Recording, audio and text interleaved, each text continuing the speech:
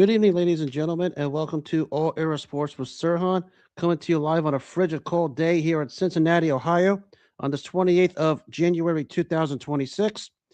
Here's hoping everyone had themselves a wonderful day today. It's still cold in some areas. Again, if you're living in whatever Cincinnati or any parts of town that's hit with this cold weather, please stay safe and take precautionary measures because it's not worth uh, going outside unless you really have to. So that's what I have to say about today. All the weather here in Cincinnati. I know there's other parts of the country that's having it, other parts of the globe. Just stay warm and stay safe. Lots to get to here tonight. More fallout from what took place last night. Cleveland finally makes a decision. A Super Bowl masterpiece and the epic trilogy that had at its apex, and we relive all the great heavyweight trilogies in boxing history. Let's start with, of course, the giant news in the NFL, and it's still ongoing, and it is Bill Belichick's snub of the Hall of Fame. Now we're looking for names, and now we're looking for who, and now we're looking for what. Let's just say this. I heard Bill Polian just minutes ago, and it's probably the worst game of damage control and PR control you could ever do because everybody knows and it was put out there what he did. And we know Bill Polian is one of the least credible people in the history of the NFL. We talk about his stature in the NFL community. And when you have high-level football aficionados like the great Jimmy Johnson coming out and just going on rants and telling the truth as it is, you know you screwed up because it takes a lot to get Jimmy Johnson to go on a rant. And Jimmy Johnson, the great coach for the Miami Hurricanes way back when, and of course the Dallas Cowboys and that dynasty, basically said, we have a bunch of expletives in the voters committee, and if you didn't vote for him, you deserve to have your voting rights taken away. And I can't say he's wrong. Because now we have a dilemma coming up here soon after next year. Reason being, it is going to be the ballot of Tom Brady, who went through the same thing Bill Belichick did. And we just saw what happened to Bill Belichick. Are we going to hold that same standard of Tom Brady when he's up? Because if we do, then we're going to have a real problem. A real can of worms has just been opened. And because of it, you're going to have what took place yesterday. And moving forward, it's going to create a lot more questions and without real legit answers. Because we haven't had any real legit answers so far as to why this happened. And we talk about what took place yesterday when this news came out. It's not the fact you have all-time credible people like Jimmy Johnson. You have key pieces in today's NFL like Tom Brady. Of course, he would stick up for him because he played for him. And Patrick Mahomes basically saying the same thing, saying, what's going on here?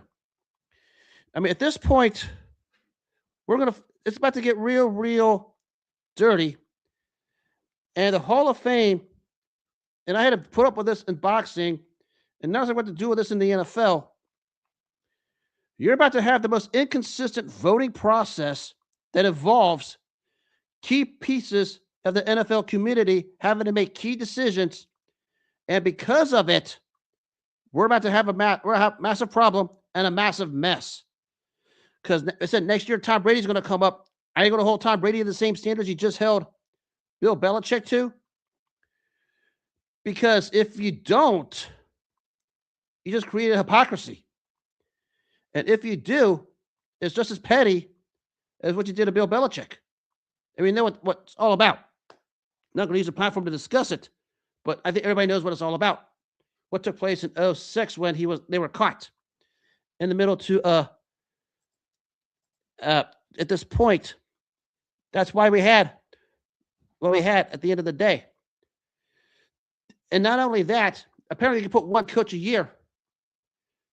There's some coaches out there who should be in there by now, most notably Mike Shanahan of the Denver Broncos.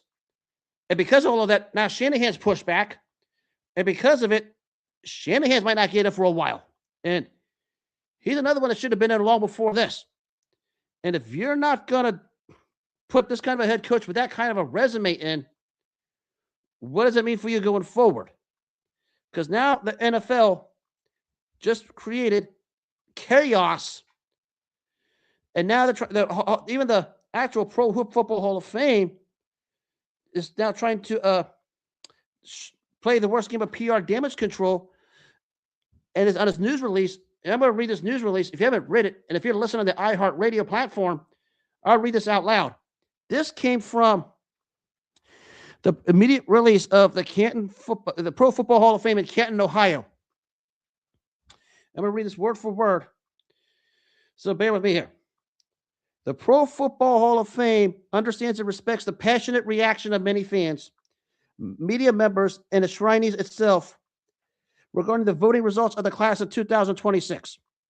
It is very passionate that propels the game. The Hall also respects members of the selection committee when they follow the selection process bylaws. It is an honor to serve as a selector. Each year, the Hall reviews the selection process and the composition of the 50-person selection committee, and it is determined that any member has violated the section of process bylaws they understand action will be taken. That could include the possibility that such selectors will not remain a member of the committee moving forward. And the selection of a new class is the most important duty the Hall of Fame oversees each year, and the integrity of that process can't be in question. Question I asked was, what is your integrity? What exactly is the integrity? I mean, it's just absolutely mind-boggling that you guys, anybody would come out with that kind of a PR. Your Hall of Fame, the Hall of Fame enshrinement, the ultimate honor to come up with something like that after everything that's taken place in the worst game of PR damage you could ever do. This is an embarrassment. It's an embarrassment to those that went there and those who said straight up, Bill Belichick belongs. And it seemed like this NFL, whoever wrote this press release, is okay with it. And moving forward, we're going to have real problems. Because now, how do you justify this sort of thing? And as I said, next year, you're going to have Tom Brady on the ballot. And he went through the same stuff Bill Belichick did. What are you going to do? Are you just going to go ahead and vote him in? Or are you going to hold him to the same standards you held Bill Belichick this year?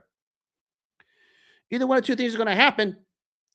You're going to make yourself look like a hypocrite, or a can of worms that's open is really going to fly out, and we're going to have a whole new dilemma in 2027 when that ballot comes out, because it's about to get dirty. And somebody in that committee is telling a blatant lie, and I think we know who the guilty party is, and I'll touch on him in a second. But you can say whatever you want in front of a microphone, but if you're coming out with this kind of a press release behind a mic on a mobile device, and we're not talking about any business, we're not talking about even the NFL. We're talking about the ultimate honor you could have in any sport, especially the professional football, to come out with a press release that basically becomes the equivalent of a walking contradiction as I read it. It's bad. And it's bad simply because now what you have moving forward, you're going to have an inconsistent process. And I said the same thing when I was in the fight game, and I saw the same thing with that Hall of Fame process. We're getting there now in the NFL. And that is not a good look when you look at it all together, simply because that's what it's going to come down to. Now to the guilty party. We know who that is. That's Bill Polian. He came out and basically said he was not aware of anything. And he basically said, yeah, I voted for Bill Belichick. If you did that, as you said you did, Why did you wait until after the backlash to come out and open your mouth? Because now you have a problem. You already came across as bitter when it came out and leaked out that you were pushing for Belichick not to be in the Hall of Fame because of what happened in 2007 and what they were caught with. And you come back today with a statement saying you voted for Bill Belichick, and now you was on NFL radio basically doubling down your claim saying, yeah, I voted for him. And then in another piece, you say you don't even know who you voted for. Can you please explain yourself? Do you even know how to explain yourself first? Do you even know who you are first? Because I don't know if Bill Polian knows his name right now. Because that is a walking embarrassment when you talk about coming out and saying, I don't know who I voted for. We knew who you voted for. You just put it was leaked out. And now you're trying to act like Pinocchio, trying to say you did vote for him. And now you're trying to turn the other cheek and say, oh, I do not know who I vote for. Let me remind you, this is the same Bill Polian who underachieved in Buffalo and Indiana and lost a job in Buffalo because he couldn't get the Bills over the hump. And of course, there were rumors flying around in 2006 in that AFC title game between the Patriots and the Colts, where he was the one that funneled artificial noise in the RCA Dome. And we know what happened with the Atlanta Falcons when they did that. And now Bill Polian's true colors have come out. And it's not the first rodeo with him. Is he sour because he and his Indianapolis Colts underachieved during his tenure there? And the guilty party of it was Bill Belichick's New England Patriots during during the 2001 and 2003 playoffs. When you consider 2001, the Colts had a chance of punching in the 1 yard line and a goal line stand took place.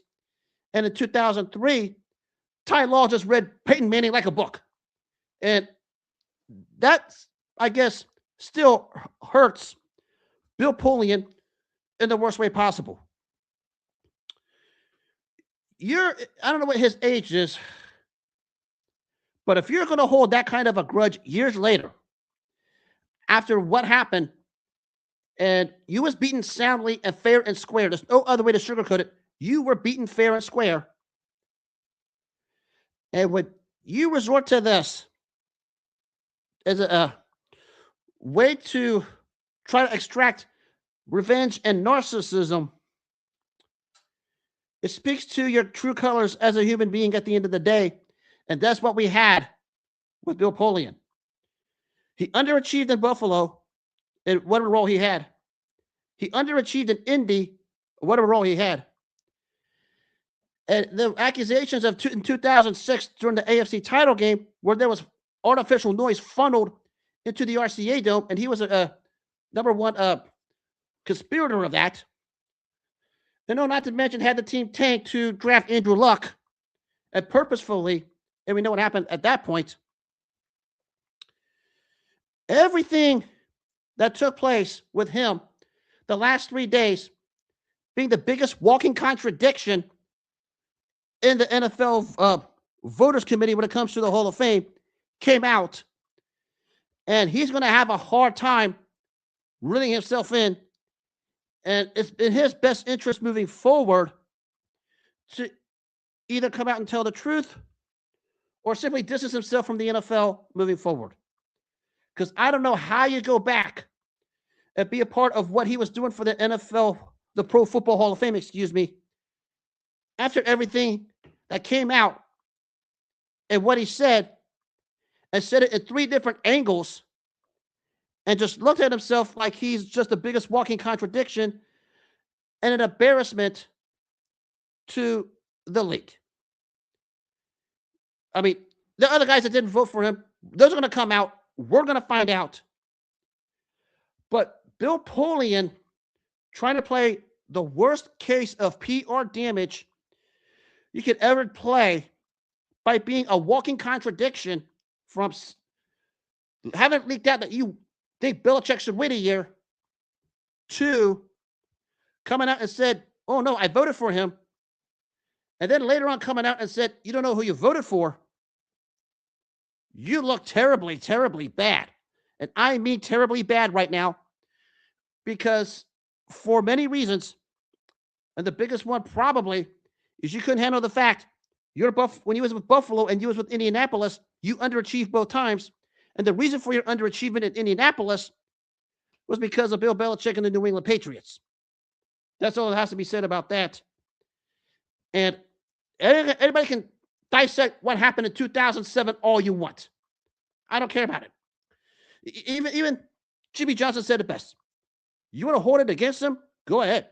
But guess what? That doesn't disqualify him from being in the Hall of Fame, because he didn't win it all that year. The other years he won it, and the year he was caught, he lost to the Eli Manning-led New York Giants. So congratulations. You just made yourself look silly with the way you talked all across the airwaves over the last day and a half, being Bill Polian. And right now, your best bet moving forward is to simply zip it and maybe resign from what you're doing. Because I don't know how you can show your face being not just a two-faced hypocrite, but a three-faced hypocrite whose knowledge is deteriorating, and it's a sad story. You need to do better. And I said this in the Hall of Fame process and the boxing community, and this goes the same way for the Pro Football Hall of Fame, the voters in that community. There needs to be a level of consistency moving forward, because what happened yesterday, yesterday when the news came out, just showed the other side of your you-know-what. And once that side is revealed, you can no longer hide it. The true colors work out. You can lie about it all you want. You can go on any radio station and put PR control all you want. But it's already out there. The damage is done. And there's no way you can PR control out of it. There is no way. It's just a sad day all the way around. And this is not going to end anytime soon. It says a lot when you have high-level football aficionados who know what Bill Belichick did in 2007 and was caught, and still say he belongs in the Hall of Fame on the first ballot. That should tell you who screwed up.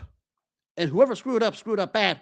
And it's time to put names to it, find out who they are, quit toying in anonymity, or whatever the frick the word it is, being anonymous.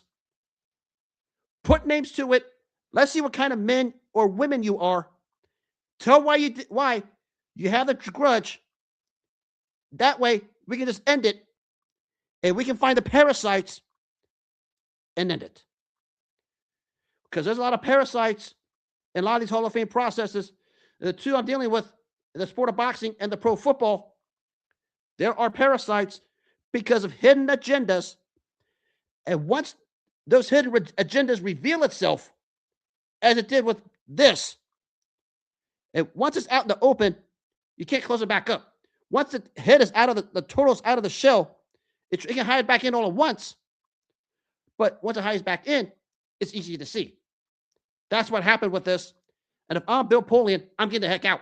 I mean, you have nothing to gain, and you really have nothing to lose at this point.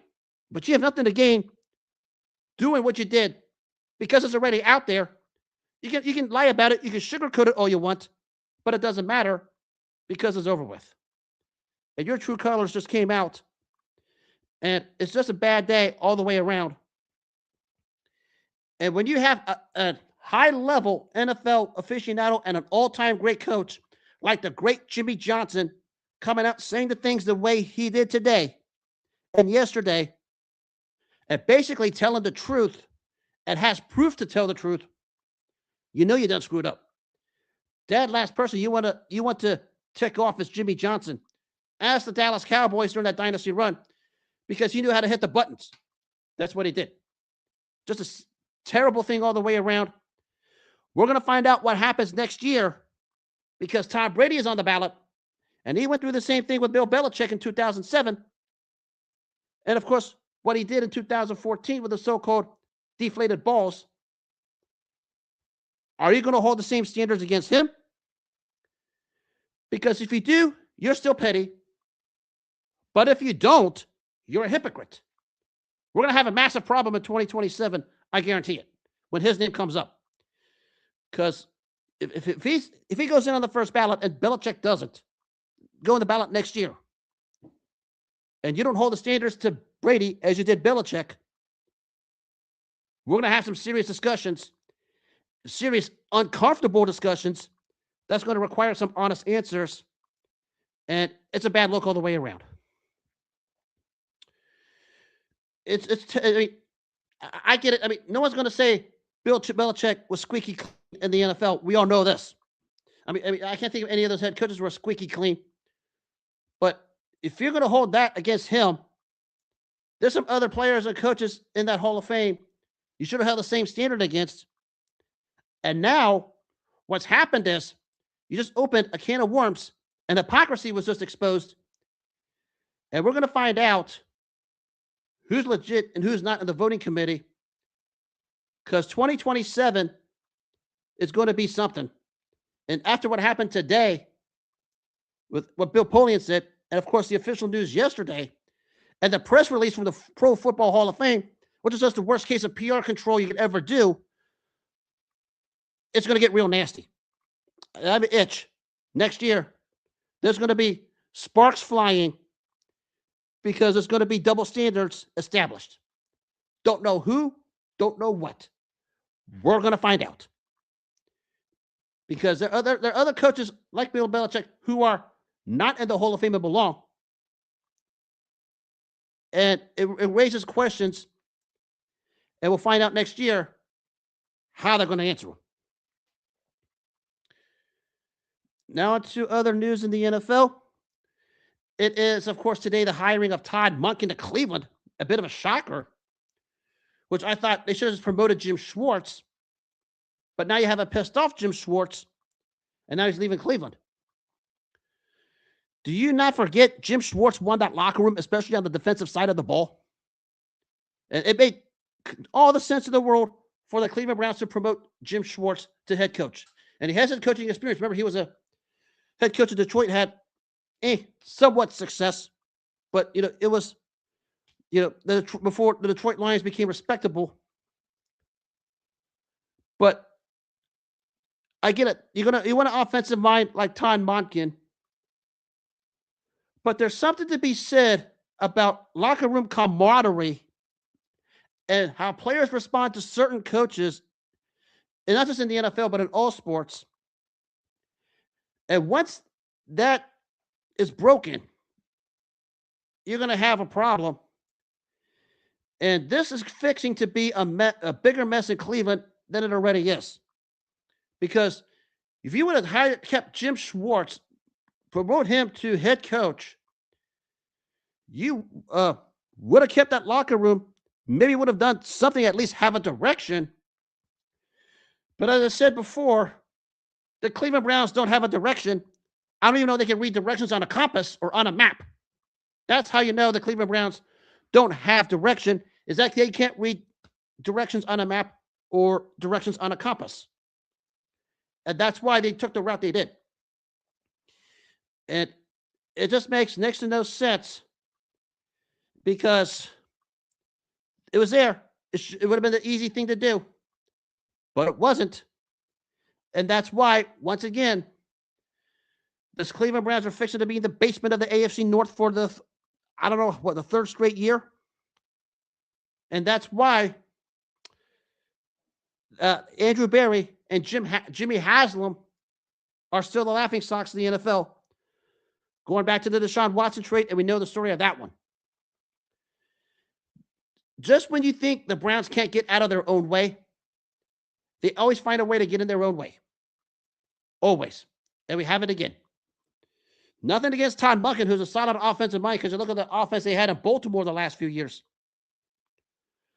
But there's something to be said about certain guys players want and players would mind playing for. And that Cleveland defense, especially key guys like Myles Garrett, responded perfectly and well to Jim Schwartz So that's why their defense was lights out last year. And that would have continued had you promote him. But we see why, once again, Jimmy Haslam and Andrew Berry are jokes. And why, again, they're getting clowned, and rightfully so, because they don't know how to get out of their own way. And as a result of all of this, it's going to be another long year. And Myles Garrett isn't getting any younger. Yes, we talked about what Myles Garrett did with the offseason, the trade, and the contract. I get it. But that's another topic. The issue is, if you have a coach that players who want to play for and were willing to listen to, as the Browns had to Jim Schwartz, your answer is right there. Nobody saw it. And that's why Cleveland is going to be a mess moving forward, and moving forward for quite a while. I'm sorry for you guys up there in Northeastern Ohio. Yes, I dog you guys for the how you acted for the Deshaun Watson Baker Mayfield trade, but that's another subject. But you guys deserve better than what Jimmy Haslam and Andrew Berry have given you.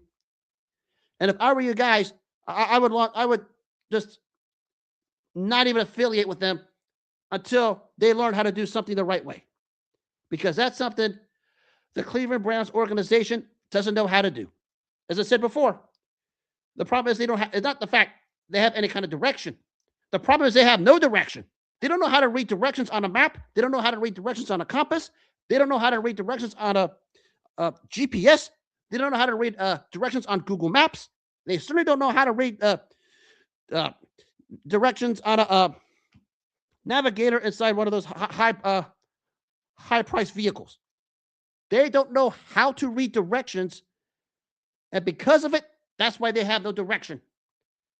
And it's the same thing again. I can't say they go backwards because I don't know how far backwards they could really go. But that's why the Browns are an embarrassment.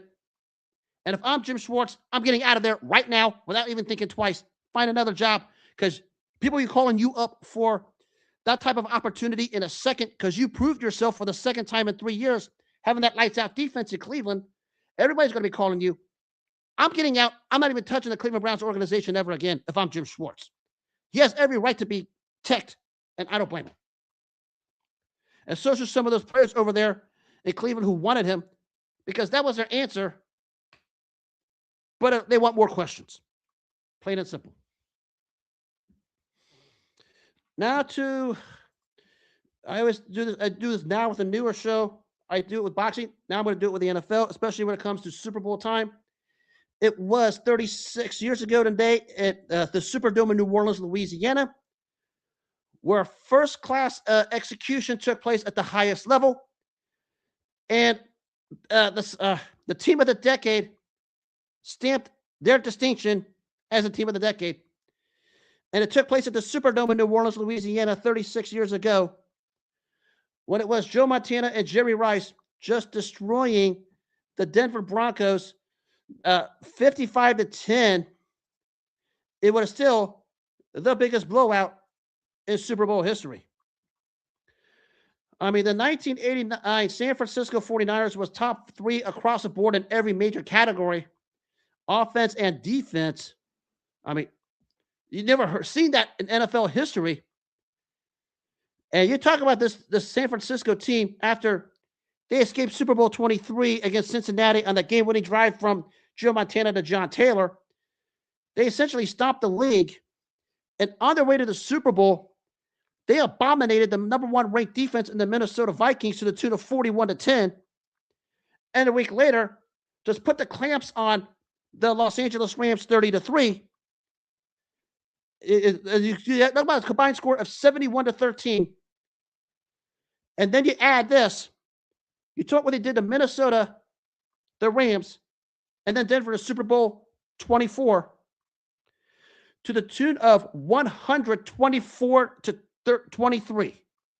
A near 100-point difference. Wire to wire, the best team in the NFL, and they concluded it here. And early on, it looked like early on, as we talk about the first quarter, the Broncos would try everything they can to hang around, but the problem is that secondary just had no answers for the duo of Joe Montana and Jerry Rice, and we talk about what Jerry Rice did in this particular game. Pull up the box score here real quick. Let's find out here. 3 touchdowns, 8 catches of over 147 yards. Those 3 touchdowns was a Super Bowl record that he tied with Roger Craig on. You know, the same Roger Craig, who scored 3 touchdowns against the Miami Dolphins in Super Bowl 19. Anything Joe Montana and Jerry Rice did in that season, and in this game, they did it. And I said before, the greatest quarterback wide receiver duo in NFL history are these two, because they read each other very well. Joe Montana puts Jerry Rice in positions to succeed, and vice versa.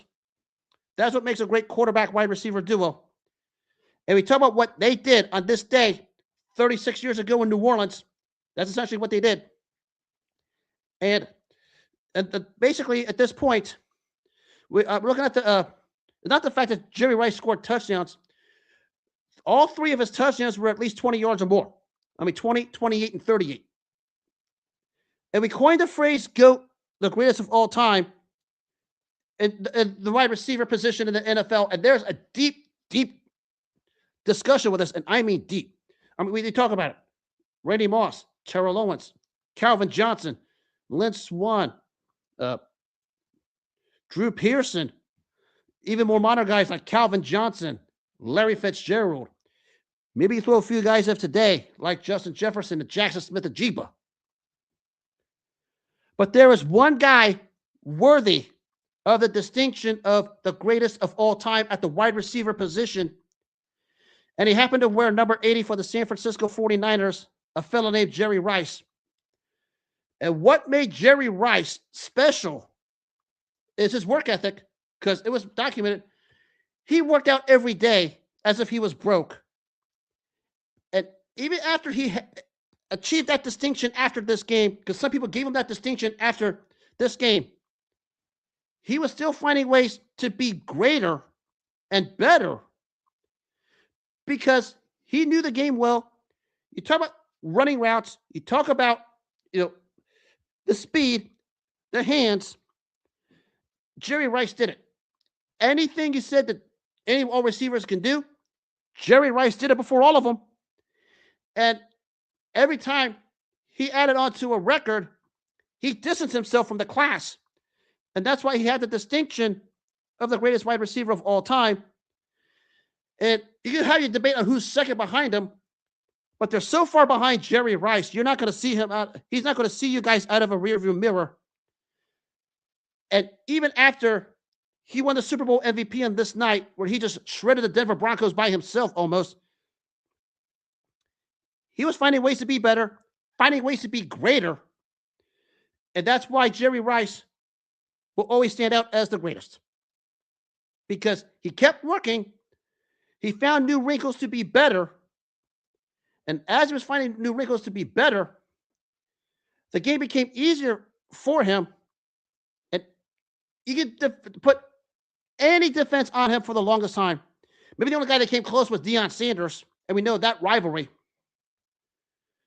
But anything Jerry Rice did as his career was going on, he was finding the way to be better, and he was finding the way to be greater. And all of these wide receiver conversations for the longest time, don't start any kind of wide receiver conversations unless you mention the great Jerry Rice. He is, was, and always will be the greatest. There might be other players who were more, talented than Jerry Rice. But what separated Jerry Rice from the rest, his work ethic, his dedication to his craft, and after he achieved that distinction, just found other ways to be successful and be better. The guy was returning punt returns for touchdowns at one point. Jet sweep reverses for touchdowns. Any kind of route you want to run, he can run it. He can run a slant route. He can run a fade route. He can do a slide-go. Wherever he did, it was effortless.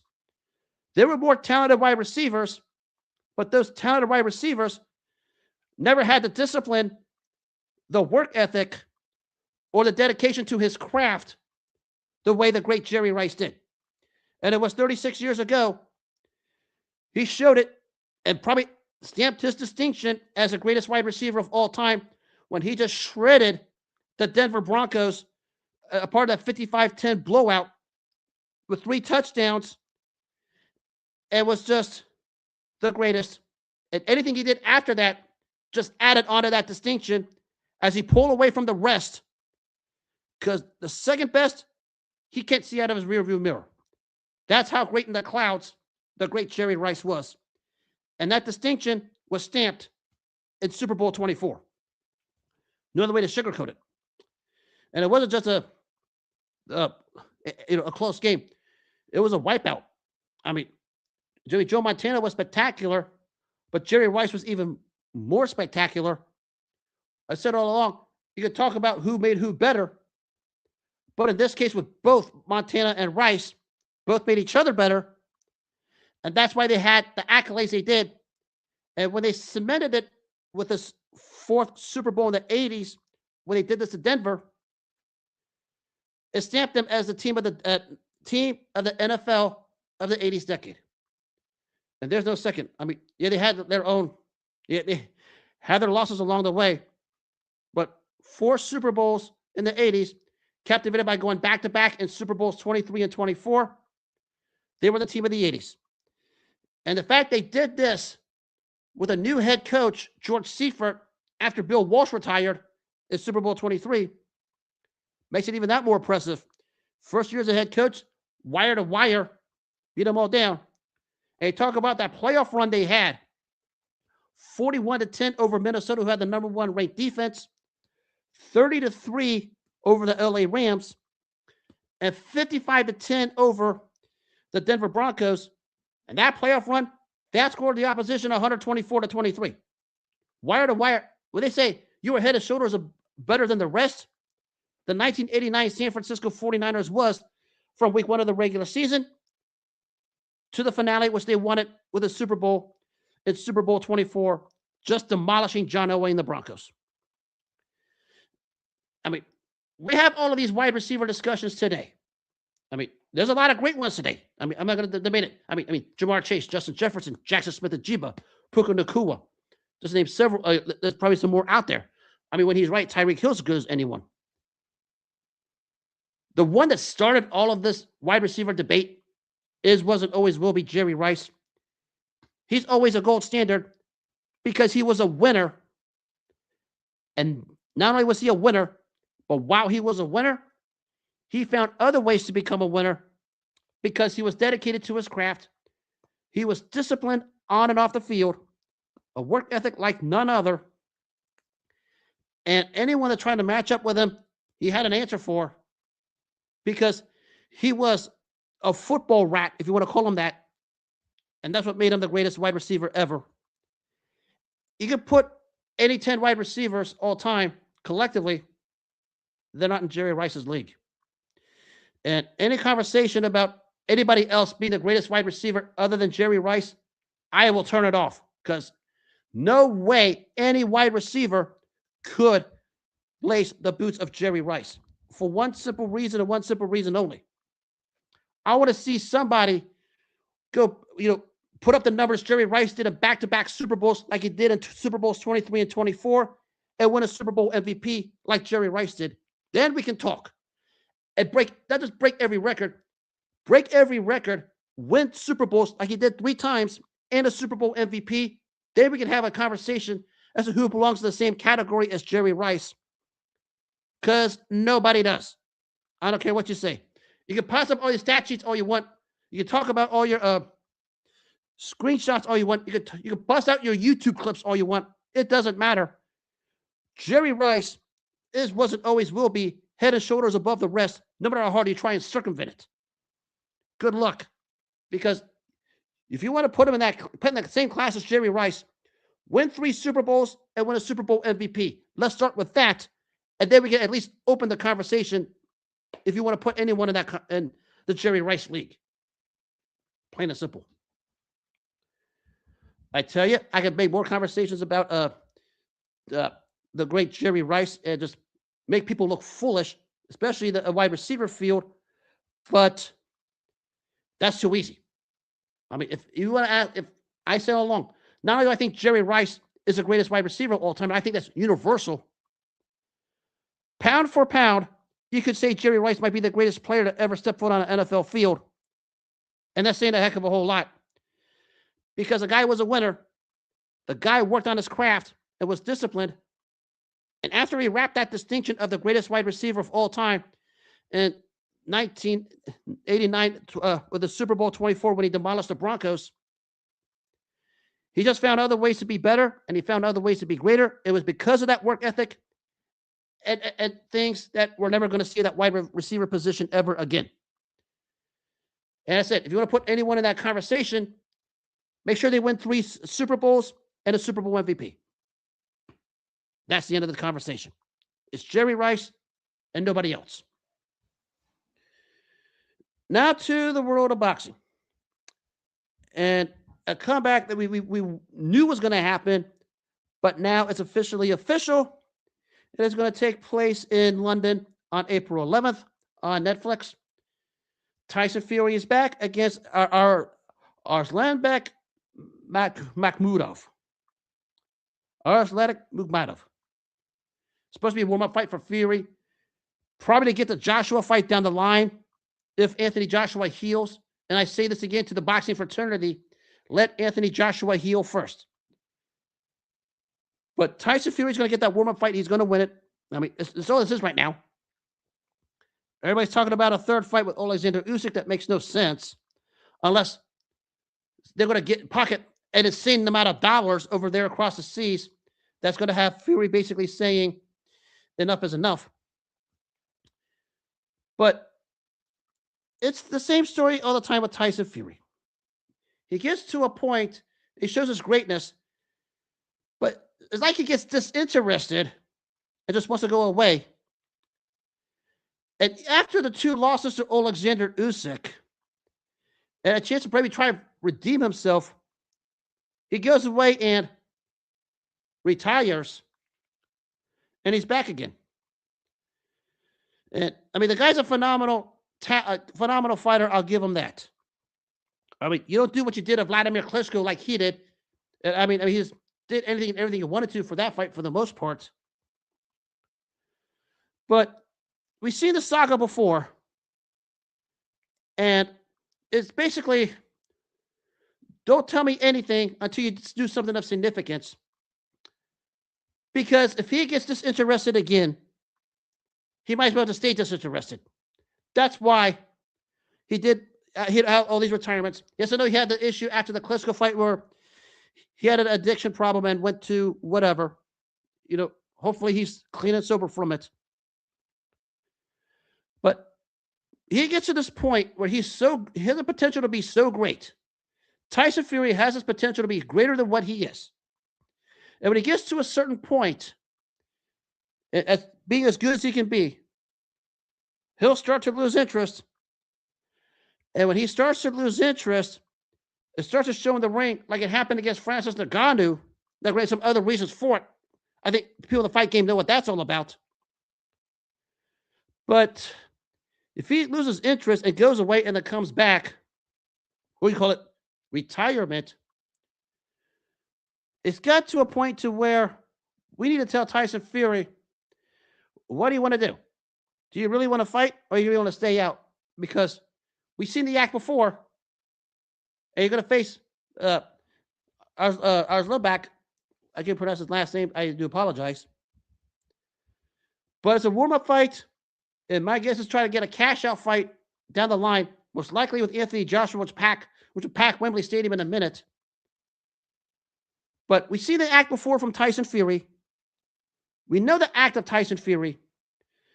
It's a case of a fighter who should be greater than what he is and what he became, especially after he demolished Deontay Wilder 3 times. Really, he was 3-0. Anybody in the brain knows that. But the habits in and out of the ring slowly started to catch up with him. And when that happens and he starts losing interest, that's why he pulls his retirements. And after he pulls those retirements and comes back, It's as if people are wondering, are you going to stay for good? We're going to find out, and I expect him to handle business here because it's supposed to be a warm-up fight, but I caution everybody about warm-up fights. But if he's serious about a fight against Anthony Joshua, he's going to go through with it. Because we've seen the story before. He gets to a point, gets interested, doesn't stay interested, and that's why he bows out the way he does. I wish him nothing but the best. A heavyweight who should be greater than what he was, and he was pretty darn good for the most part. I'll give him that. But left a lot on the table simply because there were times he lost interest and all the demons out of the ring. And when it catches up to you inside of the ring, that's where you lose your interest. And that's why Tyson Fury's career wound up the way it did. Good luck, Mr. Tyson Fury. And this weekend is the real big fight that's supposed to take place at Madison Square Garden. It is Teo Lopez versus Shakur Stevenson. I'm a little appalled how many people think Teo Lopez is going to win this, especially the Hispanic community. And everybody knows my beef with the Hispanic community the other night about Antonio Margarito, and they're the exact same ones. The hatred by them towards Shakur Stevenson is filled with venom. It's filled with malice. It's filled with clownism, and it's a disgrace. And Shakur Stevenson, I know he's not going to win the fans over because he has a public beat damn fight style. I get it. But he did look impressive against Williams Zepeda, looked much better in recent fights. But the heartless hatred of the Hispanic community directed at Shakur Stevenson and their cowardice directed at Shakur Stevenson because of their malicious venom, and it shows. And you see it when they talk about this fight in the most grotesque, almost cannibalistic and sickening way. You wonder what kind of human beings they are. Because the last time Teo Lopez was relevant, it was George Kambosos, and we know what happened. And the cowardice and the cannibalism of Teo Lopez fans use every excuse in the book. George Kambosos beat him fair and square. No way you want to slice it up. I mean, that's what happened. He hasn't done anything of relevance since. I mean, he got a win over a broken down and used up Josh Taylor, got 2 gift decisions, and carried Steve Claggett the distance. And the hatred and the venom and the grotesque, sickening, almost biased hatred towards Shakur Stevenson by Teo Lopez, his people, and his fans shows itself all week long. And it's continuing to show. All I'm going to say is you better hope he wins. Because you're going to be exposing yourselves as some of the most heartless human beings to ever come across the boxing community, especially in the Latino community, because you open yourselves to that kind of vicious attacks that's about to come. You're facing a fighter in Shakur Stevenson. And Shakur Stevenson, again, I said, he has that public BDM fight style at times where he just does whatever he wants. He's not there to make friends. He's not there to make fans. He's just there to win fights. And going into this fight, Teo Lopez has one chance to become relevant again. And if he doesn't become relevant, the George Kambosos loss is going to weigh heavier because that was the last time he was relevant. And he calls for fights against Terrence Crawford, but he forgot. And the heartlessness of Teo Lopez fans forget this. Teo Lopez and Terrence Crawford were on the top-ranked banner, and Teo Lopez didn't want to smoke when they were both on the top-ranked banner. And all of that's going to mean nothing if he doesn't do anything of significance Saturday night against Shakur Stevenson. That's all that has to be said. And Shakur Stevenson, he's up and down. Yes. He has a public beat damn fight strategy where he doesn't care about fanfare. He just cares about winning. And because of it, That's the only thing that's going to matter to him. I mean, people are on him for not doing more, but the guy's winning. And if you're not satisfied with him winning, it says a lot about you than it does Shakur Stevenson. And that's going to be his focus Saturday night in New York City when he takes on Teo Lopez. I will make my official prediction on Friday, but I just want to say one thing. Leave your personal hatred and your personal heartlessness aside when you're making picks. Because I read your blogs, I at cowardice in the picks I've seen when it comes to Teo Lopez due to the hatred of Shakur Stevenson, and nobody has explained why they have that hatred. And that's a problem in the fight community. I will divulge into that fight this weekend. Let's touch on. I'll talk about strategy at that point. But it comes down to one thing only. You have one last chance to be relevant if you're Teo Lopez, because the last time you was relevant, you lost to George Kambosos. You lose to Shakur Stevenson, that George Kambosos loss is going to look even worse. And Shakur Stevenson, you're supposed to be a top pound-for-pound talent. Here's your chance to show it. Don't just show it. Show it with an exclamation point and shut everybody up. I'll just leave it at that. I'll make the pick Friday night. Now to the historical aspect of the sport as I wrap this up. It was 52 years ago tonight at Madison Square Garden, in the middle of the greatest trilogy in boxing history. It was Muhammad Ali and Joe Frazier in the second of their series. This was a rematch, of course, of the fight of the century that took place March 8th, 1971 in the same Madison Square Garden, where Joe Frazier retained the heavyweight championship from Muhammad Ali. We know how he got it because of reasons. And once again, if you're new here, I don't discuss those reasons on my platform. You can use yours for it. But the story going to that was Frazier was a champ and Ali was a challenger. They talk about that fight of March 8, 1971. Up and down momentum shifts that saw Frazier retain the title. And the capper was, of course, a 15th round left hook that floored Ali. Muhammad Ali made some mistakes in that night, showing to the crowd, wanted to mix it up. But a lot changed after what took place on that night for the two fighters. And let's talk about Ali real quick. He managed to put together a stretch of fights where he went 13-1. The only loss in there was a tough split decision to Ken Norton. And in there, he won a North American title from Jimmy Ellis and beat guys like George Tavallo, Jerry Quarry, Floyd Patterson, and Bob Foster, staying active, waiting for an opportunity to fight for the world title.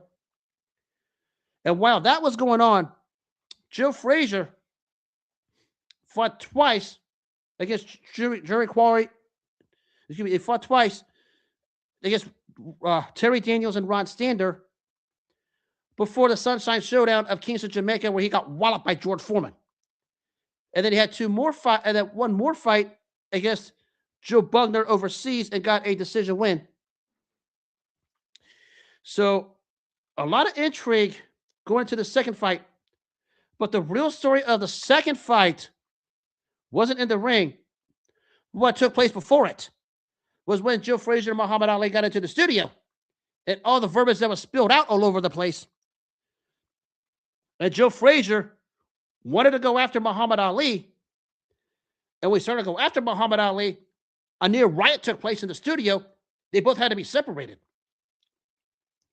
Tells you the bad blood that was resonated at that time with the most intense rivalry, maybe in sports history, when you talk about Muhammad Ali and Joe Frazier.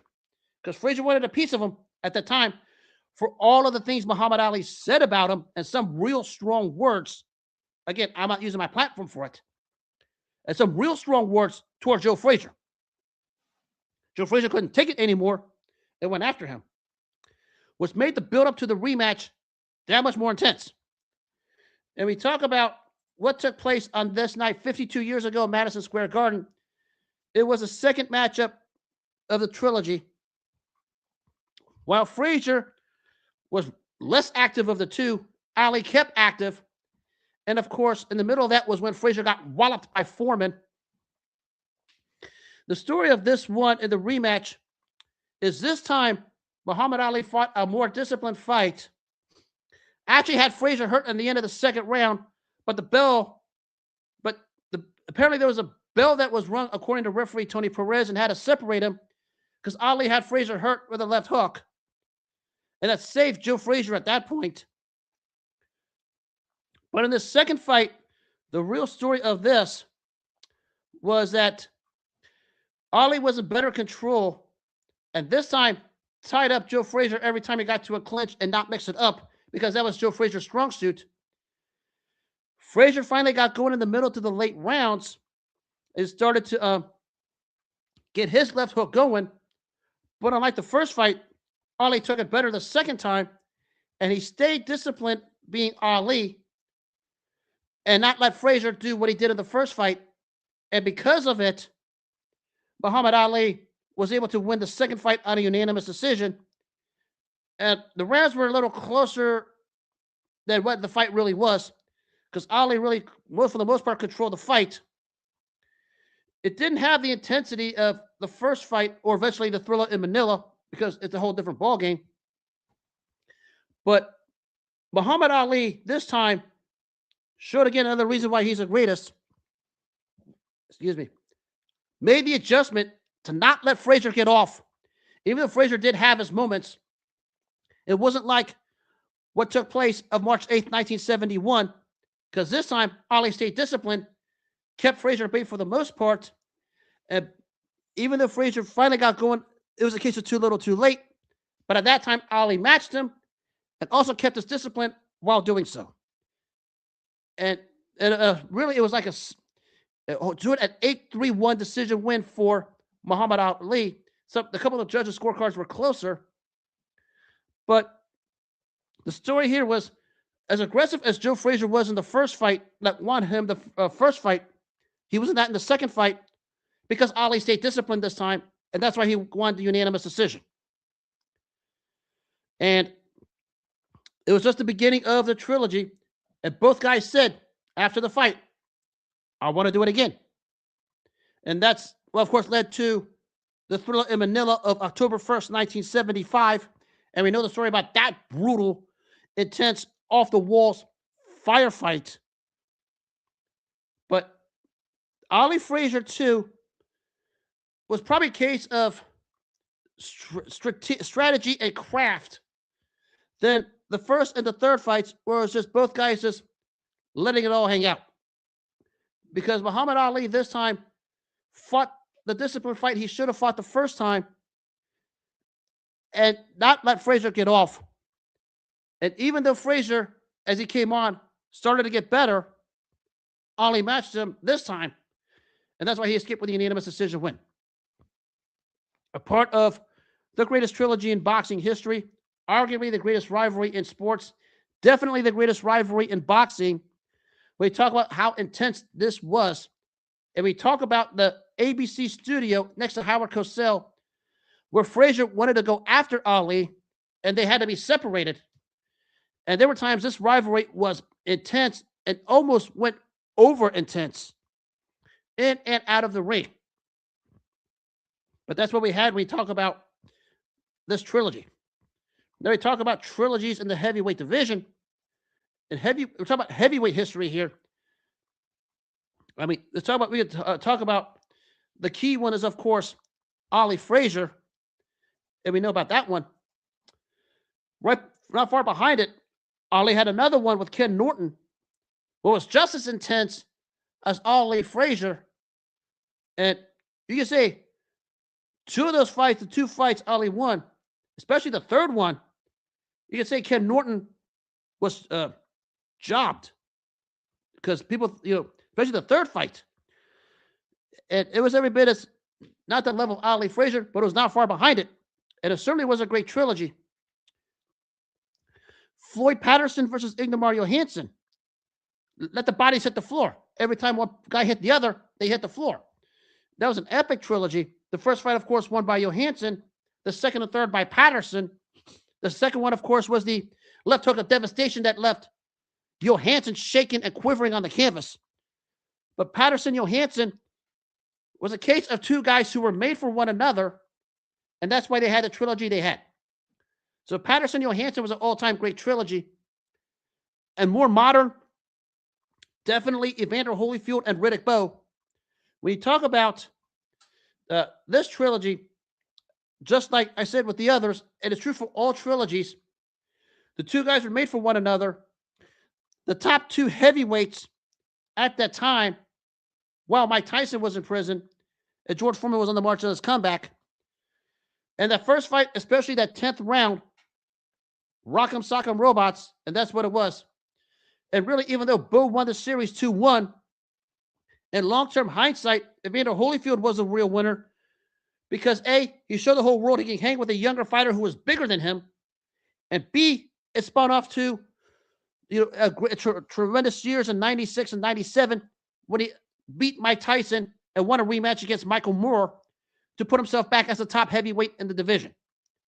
So the Holyfield-Bowe trilogy showed them both as the most noblest of warriors, more so Evander Holyfield. But even though Bowe won the series 2-1, Holyfield was a real winner of the series because it spun off to a greater legacy for him. While Riddick Bowe essentially became the case of a fighter that never lived up to his full potential. That was Holyfield-Bowe. And if you're going to talk about a 4-fight series, Ezra Charles and Jersey Joe Walcott, about as evenly matched as you could possibly have back then, with Joe Louis retiring at the time, Charles and Walcott had a 4-fight series for the heavyweight championship.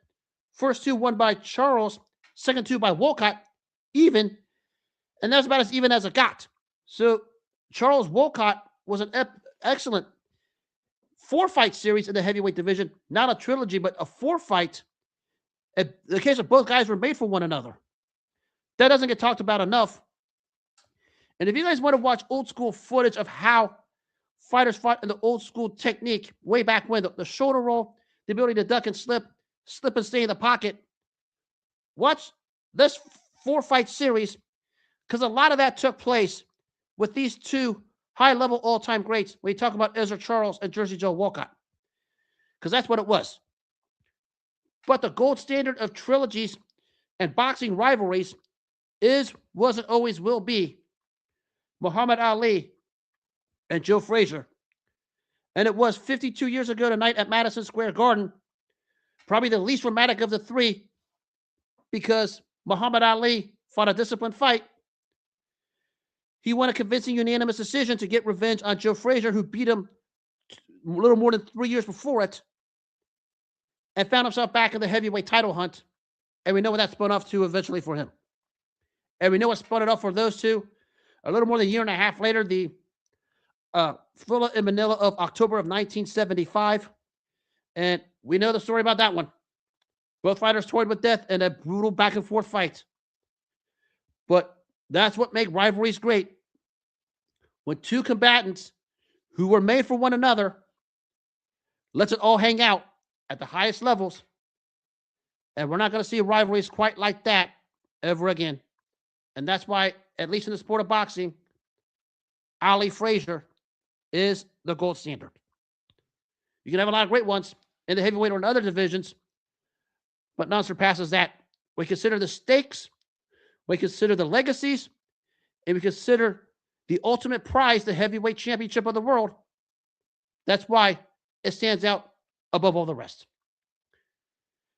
Wish we could have a heavyweight rivalry like that again, but it looks like we're not going to get anytime soon.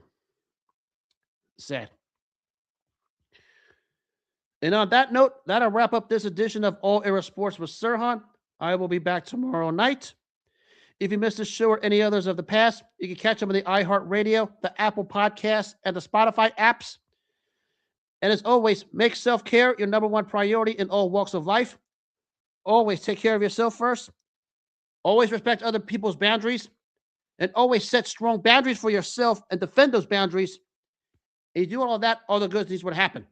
Never let anyone walk on your boundaries or step on you, because nothing else is going to matter for you at the end. And on that note, have a good rest of the night. Take care of yourselves. God bless. Enjoy the evening, and I'll see you tomorrow night.